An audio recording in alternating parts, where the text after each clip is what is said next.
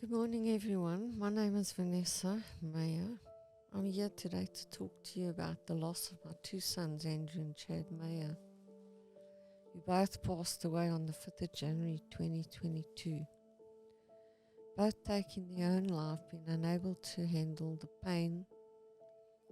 Andrew and Chad, I love and miss you so much. The pain I feel knowing that I'll never see you again. I don't want to accept or believe that you are no longer here. I still look at the door, hoping just a dream. You're going to walk in, my phone will ring, or I want to send a message, hoping you will answer.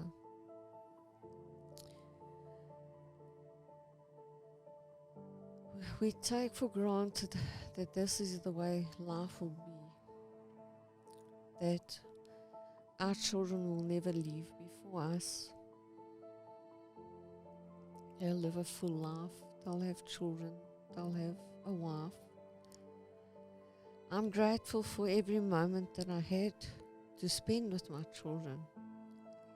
I got divorced at a very, very young age. How old were you when you got married? 21. 21, okay. Andrew, I got divorced when he was only 3 months old. Chad, he was 3 years old. So that must have been difficult. I mean, I know I have young kids myself, so I know it's not easy, eh? Especially at those ages. You're Yeah. right. I had to be strong for both of them and not show so many signs of weaknesses that every time you'd fall down, you'd pick yourself up, just carry on.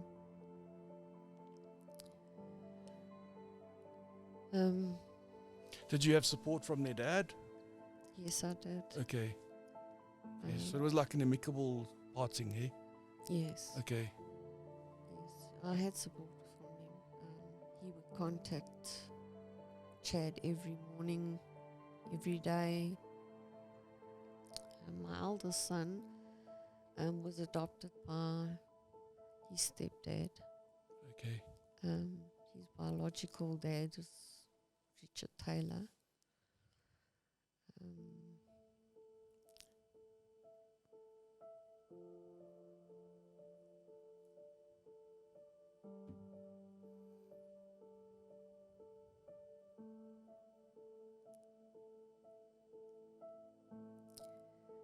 I spent 19 years on my own with my children. That was my choice. I always felt that I helped them, that I should be there for them completely. Through no matter what they had to do, or what they had to go through, the hurts, the pains, the confusion, helping them right where they go wrong. I don't for one moment regret ever doing that, because at that stage I didn't realize that that would be the only time that I would get to spend with them, that it would be cut very short, their lives would be cut very short. So I feel inside that I got to spend my quality time with my boys. I didn't have to share it with anybody. I kept them in a place where they were safe. They grew up both with my mom and my dad as well. We lived at their home for many, many years. They helped me with my children.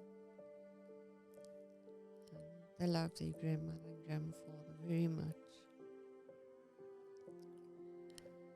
Chad was very tiny. When he was at school,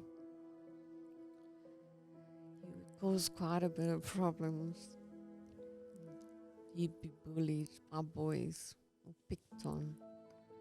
And then his mom would have to go and sort them out. But later on, he realized, well, the only way he could defend himself was to go for bodybuilding so that he could fight his own battles. Andrew, however, was a very big boy. He could fend for himself. He, at one stage, had a lot of friends. Eventually, he left his friends. He stayed and spent most of his time at home. He wouldn't go out. He wouldn't go to pubs. He wouldn't drink. He wouldn't have friends over. He'd just stay at home. Was he always very much an introvert, or? Not when he was very much younger. I think what calmed him down was going through the teenage stage where he realized that the influence of other youngsters around him weren't always good, that it could land him into trouble. So he decided at one stage in his life that he was not going to go there anymore. It was dangerous. It was dangerous to himself. It was a danger to every one of us. He just left everything. He concentrated on staying at home, helping with my mom and dad. They at an age where they're struggling. He'd help my mom cook, he'd help her clean, he'd help her do the garden, help them do the grass, help them cook supper, wash dishes, basically do everything because jobs are very scarce. With Chad, he was lucky. His first job he got at a very early age. As soon as he left matric, he actually was employed. He always wanted to climb very fast to the highest level possible. He expected a lot fast. He didn't want to wait. He'd get bored very quickly with things. He'd want change all the time. He'd want to learn new things. Feel free to have some water, Vanessa, if you feel. You're okay?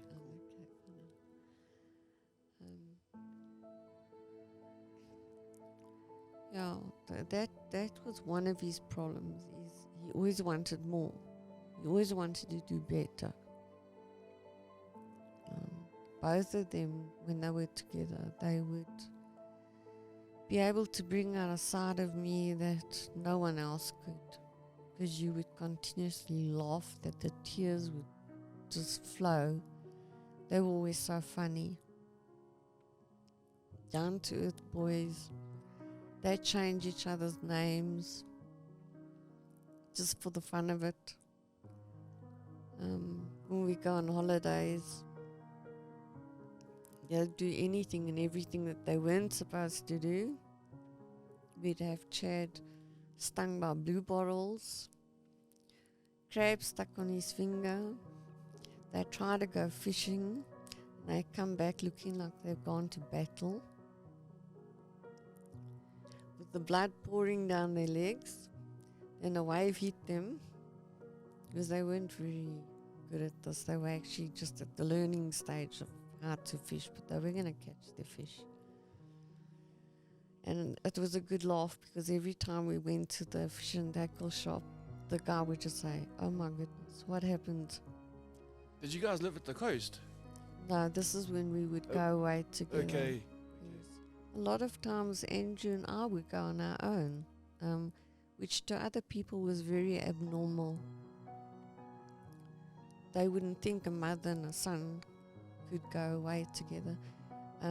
Andrew and Chad, there was 10 years difference between them, their age. So Andrew being 34, Chad just turned 24. There was a very big difference.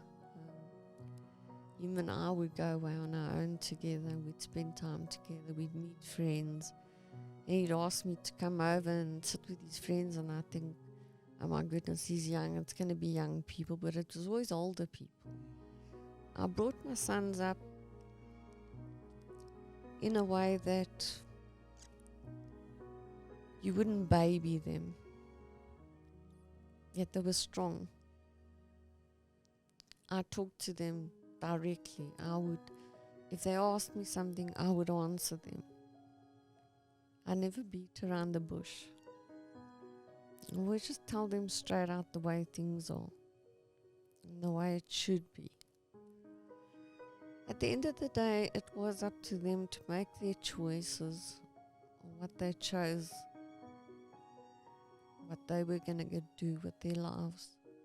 You can't make those choices for them. Everybody makes mistakes. Nobody's perfect. So nobody can judge anybody. We all fall down, and sometimes we think that we're never going to get up, but we eventually do. And we just try and carry on. With Chad, the worst thing that could have ever happened was him losing his dad. When he reached the age of 18, he just left school.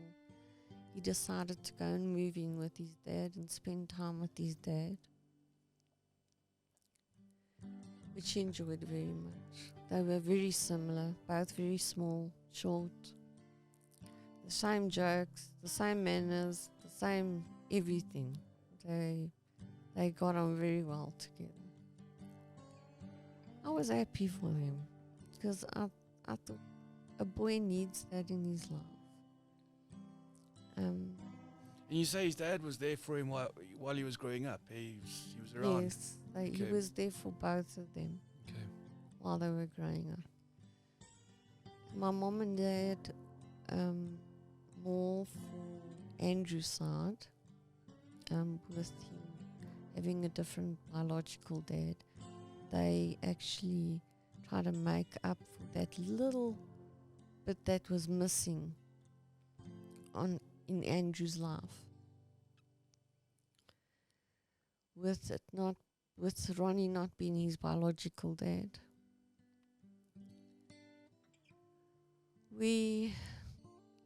Early November, his father passed away. It was due to natural causes. Him and his dad would very much do their own thing. He would be going out with somebody. Chad would have somebody in his life. They'd stay out nights, or not go home straight away, or be home the next day. So to them that was normal. That was the norm. Because it was a bunch of men staying together. They actually had another person staying with them as well, in a little flatlet. So it was boys being boys. They would have their fun.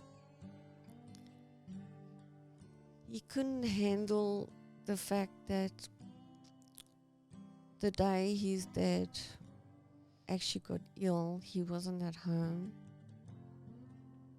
He was rushed to hospital. His dad was very stubborn. Was it quite a sudden thing that happened, or? It was very sudden. Okay. He did show signs before that there was things that was wrong. May I ask what happened? With his heart. Okay. He did have a stroke before.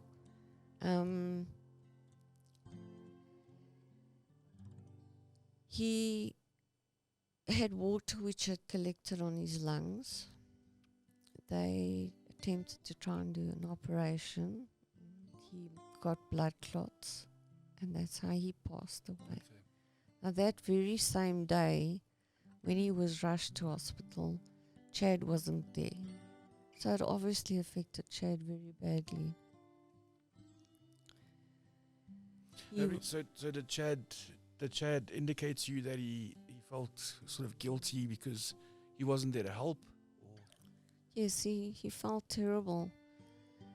Chad was very strange in that way. He had this terrible phobia for hospitals.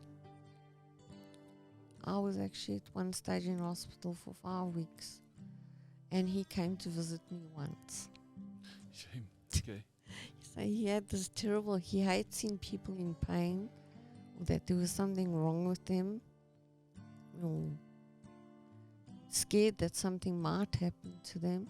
He had this terrible phobia about hospitals, and going to see somebody in the hospital, which nobody else understood. I knew that because of being with them and spending so much time with them. He went to go and see his dad, and he realized that there was something very wrong. I think it scared him to death. He was actually very afraid to go back a second time. He tried to avoid it. And his dad ended up passing away the day after. They didn't know where Chad was. He was at a friend's house, obviously trying to escape the way he was feeling. They had to try and go and find him. And with him finding out that his dad had passed, it ripped his heart out. He broke down terribly, like never before in his life, that he wasn't there. Obviously, a person's going to feel guilt inside that you weren't there that time. Anybody does when somebody passes away, because you're not always there that exact moment that they pass. You could always come afterwards, or you might be lucky the doctors alarm you and say to you, okay, person's busy dying, come to hospital, please be here. Then you know, then you prepare, then you go. But it was too sudden. Everything happened too sudden. He suppressed his feelings very much. He'd hide everything, like all bottled up inside. He'd still try and joke and try and carry on like normal. You could see he was very lost. He reached out to his brother. Him and his brother got very, extremely close. They were there for each other like never before. Closer than ever before. And his brother knew how much he was struggling to deal with. We all did. Even though he was an ex-husband, I cried. I cried. The pain I felt inside was the pain I knew my child was feeling inside. The loss of his father. That I didn't know how to fix that, or how to take that pain away. I just wanted to make everything right, like a mother always does. We always want to make things right. Andrew would send him messages all the time. We try and see him. He refused to come over. He stayed in his dad's house on his own. He wanted to be there. I think he spent a lot of his time at home wanting to be with his dad. Didn't want to leave the house. He would go into his dad's room and speak to him. Eventually he did get his ashes. It was in his room. But he'd always go downstairs and go into his dad's room, close the door, and he'd sit and chat to his dad. That was his comfort. Towards the end, he asked me, he needed help, that he was having problems. We tried to get him that help. What sort of problems, Vanessa? He was doing things he was not supposed to do. He was misusing alcohol. He would smoke. He came to me and he said to me he needed the help. He felt like he couldn't handle it. told him if he agreed to that, if that was what he wanted, because I couldn't make up his mind for him. You can only be helped when you ask and you decide on your own that you want to be helped. Which we did do. Unfortunately, I think he realized that it was too much for him to take on. He couldn't handle it. He had no way out. That he didn't know how he would survive through everything. He was struggling financially. He didn't bother to go back to work. He lost his job. So everything just got worse every day. Things would go wrong. He would need our help. We were always there for him.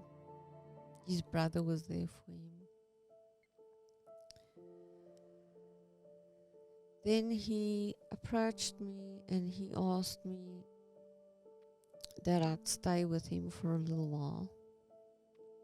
That he felt that somebody was there, which I did. I tried to comfort him as a mother, be there for him, talk to him, listen to him, listen to what he had to say, listen to the way he was feeling.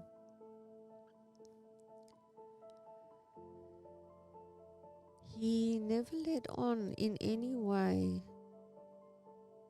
that up until the day before he was asking my mom normal things like, can you please bring me over this? I need some sugar, I need some mayonnaise, I'm short this. My mom said, like, I've got your driver's license card, I'll be dropping it off for you tomorrow. There was no signs at all that anything of the sort would happen.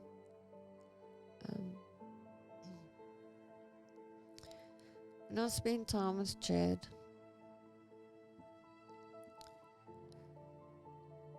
I did get very scared.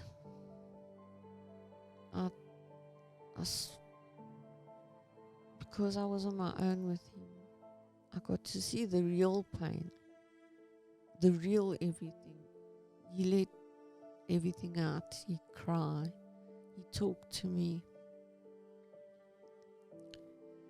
That I could understand what he was going through. And then he didn't know how he was ever going to accept the fact that he had lost his dad.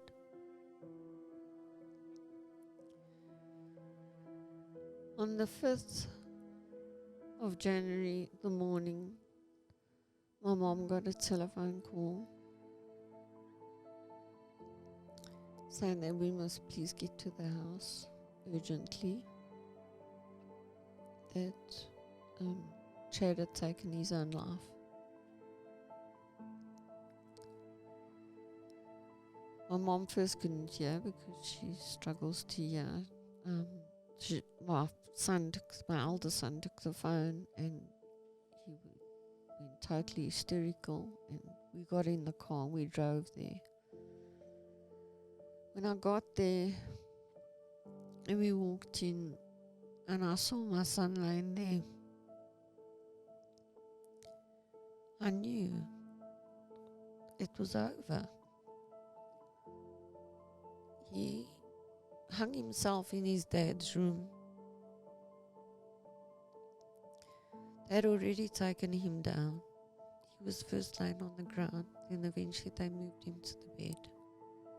Even though I knew he was gone, I still begged, pleaded with him to please come back, just to please breathe. I could feel how cold he was, which I knew was impossible, but I still asked. I still held him. I begged him. I cried hysterically. There was a minister there that said prayers for Chad, to ask for forgiveness, that we're sorry that we didn't see the signs that he didn't show us any of those signs, that it would eventually end up to resorting to him taking his own life. My eldest son was standing behind me. He went hysterical. And he said, no, it's impossible, it can't be. He was crying and sobbing terribly. And I could feel for a moment that he turned, and I actually let go of my son. And I turned, and Andrew started walking out. He was half running. He got into the car. I was begging him. I said to him, Andrew, please don't go. Please don't leave me. I can't do this. I was begging. I was crying. I was pleading with him. He actually reversed away from me, looking straight at me.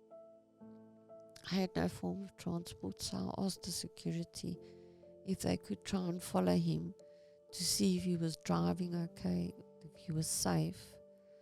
I had no idea where he was heading. I was at the house. I had to finish sorting out everything. He went past my mom and dad's house. He collected some things. And then my mom could also feel that she couldn't go anywhere near him. He was totally losing it. He was screaming and pulling at his hair and saying, no, this can't be. There's no way. He doesn't accept his brother passing. There was no way that he could live with that.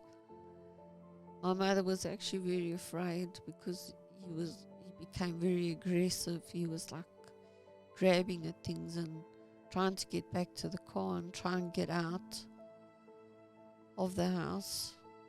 My mama had no idea of where he was going to. She tried to continuously phone him. I phoned him, begging him please to just come back. And he didn't reply. My brother had already left from Ellisras, Leon, quite a while. So he was heading there to help us to try and find Andrew and sort out things, to be there for us. He helped look for Andrew the whole night. Through the night to next morning, we kept phoning him, begging him. And something told my brother he had his daughter's husband with him, that they should go to a place where they used to spend time often, where they would do this racing with motorbikes. As youngsters, I would take them there often and I'd ride with them. They enjoyed themselves so much. He went there to be there on his own. He actually left. He waited for everybody to leave. Once everybody had left, we actually found, at a later stage, we found some tablets which he'd taken. He took a rope and he hung himself from a tree.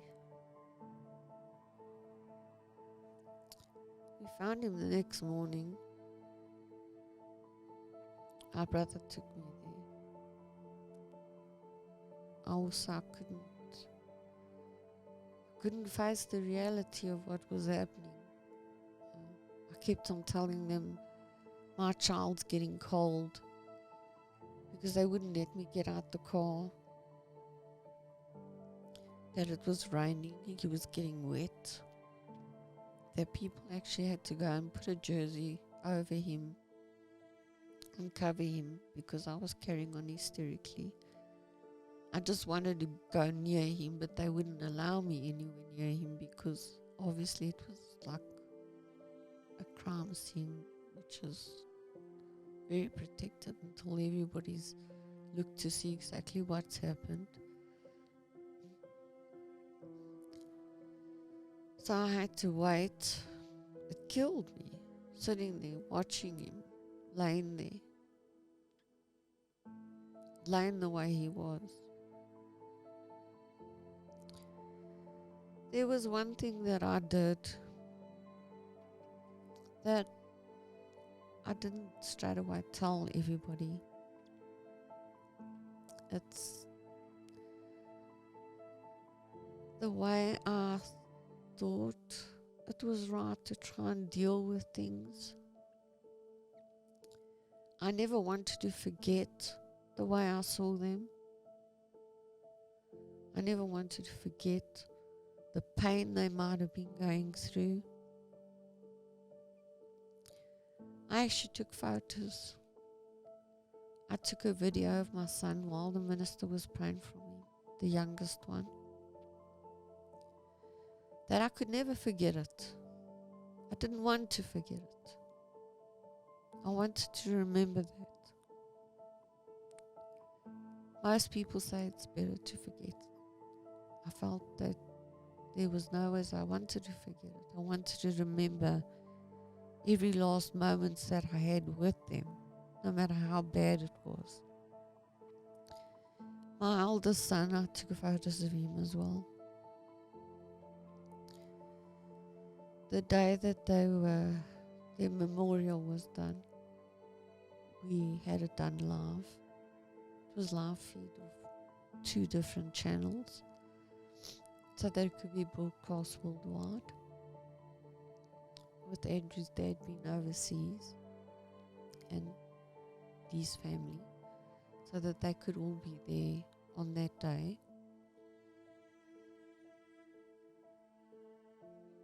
It was terrible seeing your 2 sons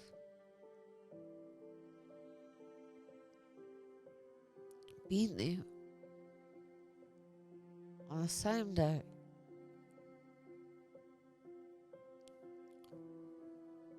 That you had to let go. I tried everything to try and make it as special as I could for them. Tiny little things mattered to me, like I didn't want anybody to sing on their own, because most of the time when people sing in churches, they sing out of tune. So I said, I want somebody to lead the singing. It had to be perfect. The songs that I played for them, the friends that were there. There was a lot of friends that attended, family. I never wanted to forget any moment. I kept everything. After the memorial service, we actually had a little get-together with family and friends. We went straight from there. Just driving behind them, I cannot explain to you the feeling of knowing there's 2 cars in front of you and they both got your sons. They're never coming back.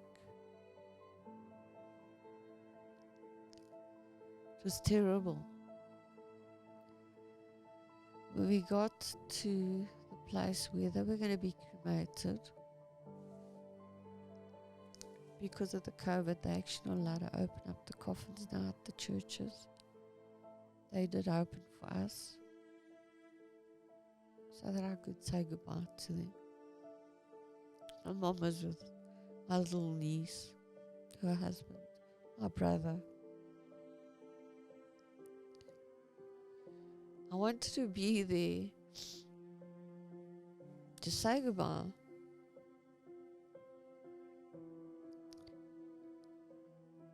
I went as far as standing there, watching them going through the curtain. It was all recorded. I even went behind afterwards, and I stood there, and I watched both my sons' doors closing as they were about to be cremated.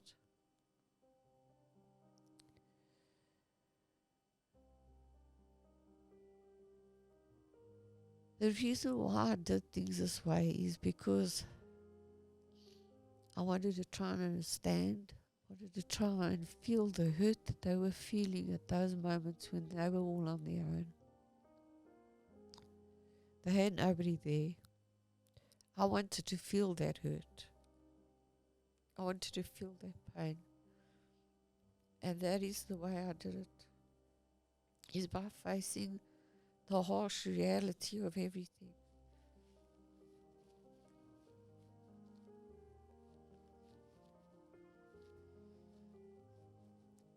Recording things, taking photos.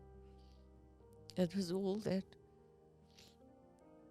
I could see every day, that they are coming back.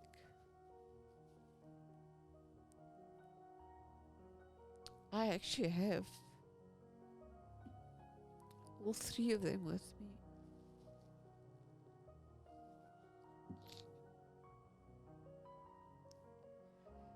I put them in their room where they used to stay. The 19 years that I was with them on my own. Part of their dad is with them. I talk to them. I play my son's favorite songs. I feel more comfort. I know their souls aren't there, it's their bodies. But I feel more comfort knowing where their bodies are, that I wouldn't have to go look for them. Although their souls are not there. I do go to the room, I do speak to them in the room. I pick them flowers. I tell them things.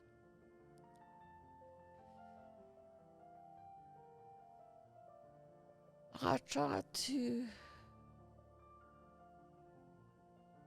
do all sorts to try and avoid the pain I was feeling. I also too started doing things wrong, tried to avoid those things. I would have a drink, never drank before. I would go to a pub, never ever went to pubs before. I would try and escape, just get out, listen to music, have drinks, think that it would make me feel better, that somehow it would make me handle the situation better. None of it worked. I actually avoided going straight back to church. I couldn't understand why I was scared.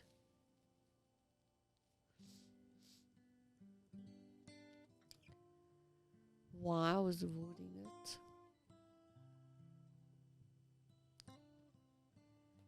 I think it's knowing that that was the last place that their bodies were actually there. But how would I cope? How would I handle it? How would I be able to deal with it?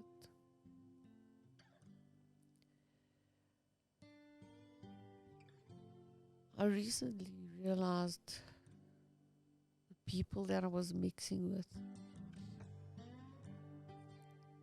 wrong people. I had very good friends, but a lot of them were wrong friends. to try and escape my feelings. And then she started realizing that I was doing the wrong thing, that I was doing more harm to myself. I wasn't healing. I was getting worse. I thought as the time would go, the pain would pass. The pain got worse. Every day got worse.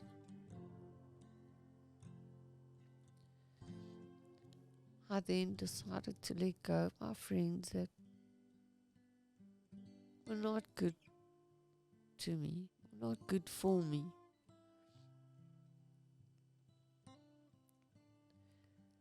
I decided to stop going to places where I shouldn't be. I decided to stop drinking because I never drank before. Why now? How could I kill the pain? I ended up going back to church.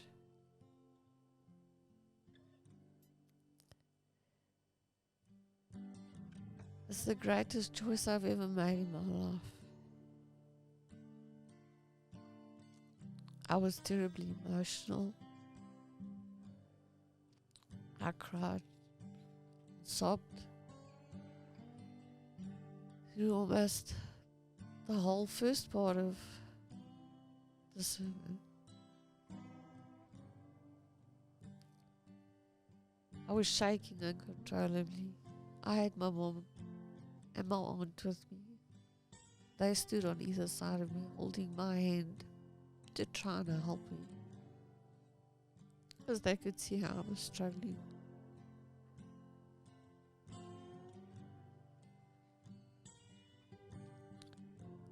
But that day,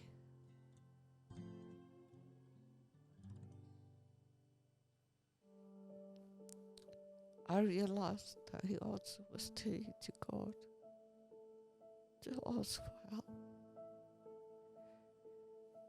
to try to help me be strong, to try and bring me back again, to try not give up. I went through stages where I felt like I didn't want to live anymore. I wanted to be with my sons, and I'd do the same thing. That I wasn't worthy of being alive. Maybe I wasn't a good enough mother to them.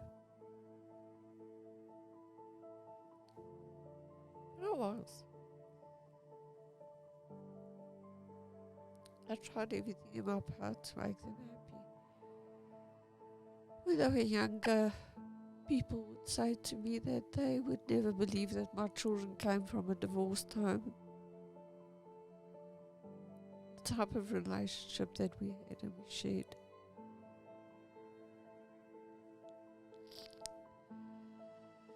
So I decided this is the path I'm going to follow.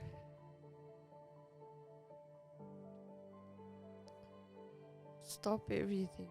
Stop harming myself. Everything's still there. It still hurts. It's never going to go away. They're never going to come back. They're going to stay in my heart forever. I'll treasure our memories forever.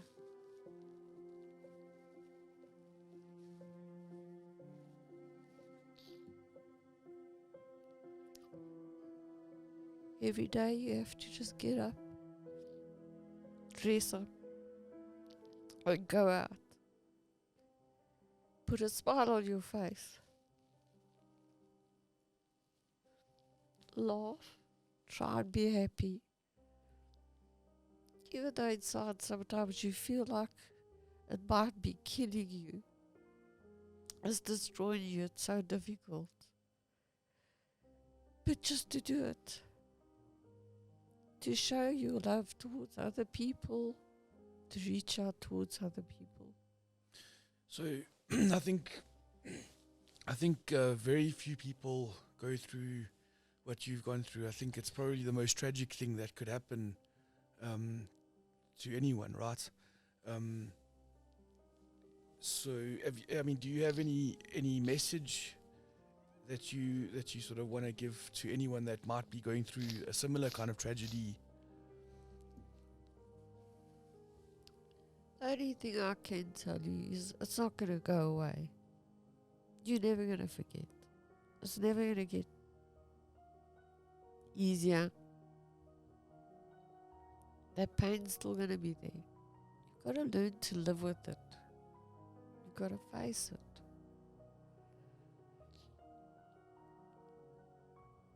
Accept the way God has chosen life to be.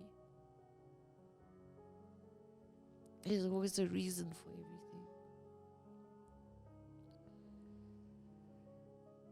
You can't keep on telling yourself, but only if I did this, or what if. That doesn't work. There is no what ifs. There is no if only I could have done this. All our lives are meant to go in one direction. It's planned for us. Nothing we can do can avoid that. So, nobody did anything wrong. Nobody could have avoided it. There's one thing that I told them when standing by them. I said to them that I was not angry with them. I forgive them for what they've done. That I love them very much. I never hold against them what they did. And try to understand what they were going through. And I think that's the biggest thing that you have to do, is you've got to tell them it's okay.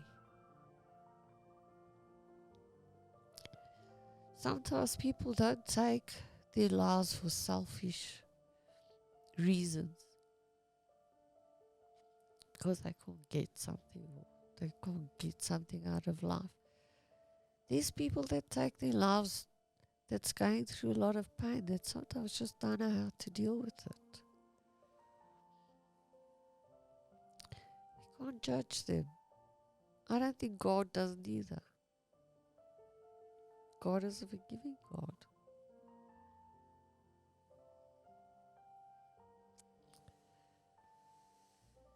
Jesus died on the cross for us for a reason.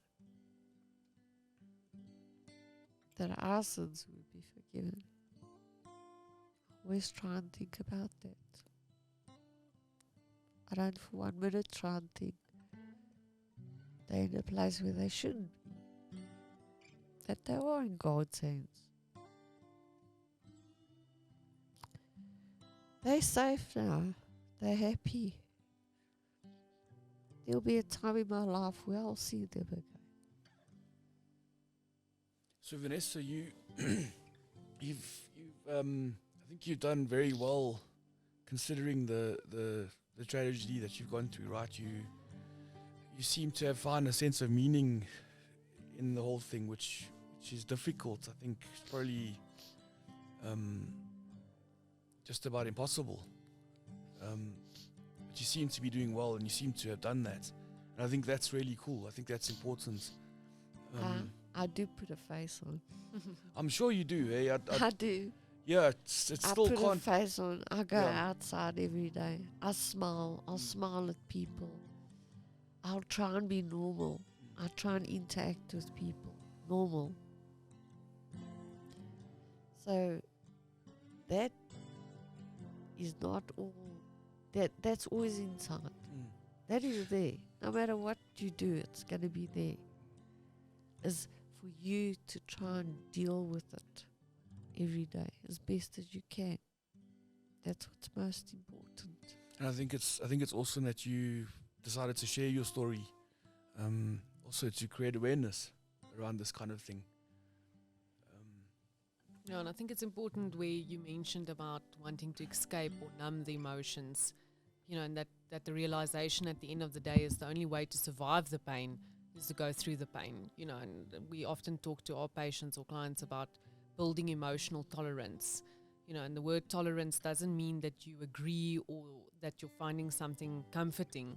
It's saying that you are learning how to tolerate an unbearable reality. But that going through it every single day and physically going through it without numbing or escaping does strengthen a person's ability to be able to tolerate that reality. But I think your message is very important, to be able to say that you don't have to be okay. You don't have to pretend. There will be pain, there will be difficult emotions, but it's what you choose to take from the experience at the end of the day. So well done, yeah. Yeah. Thank you. Very, very brave. And I think a lot of people is going to take something from this message.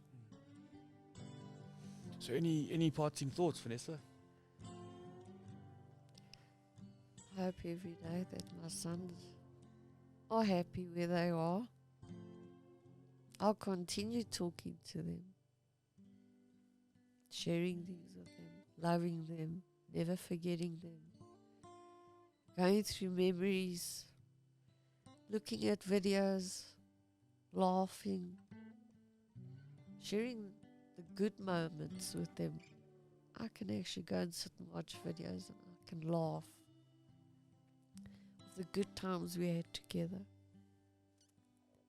That was what is most important, is to always remember those moments.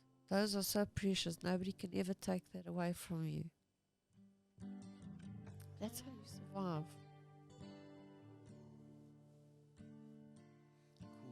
I think that's an important message.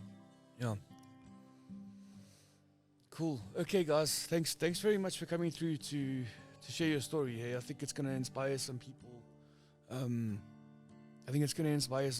Because it's, again, to make it through to the other side of something so tragic. I could never imagine.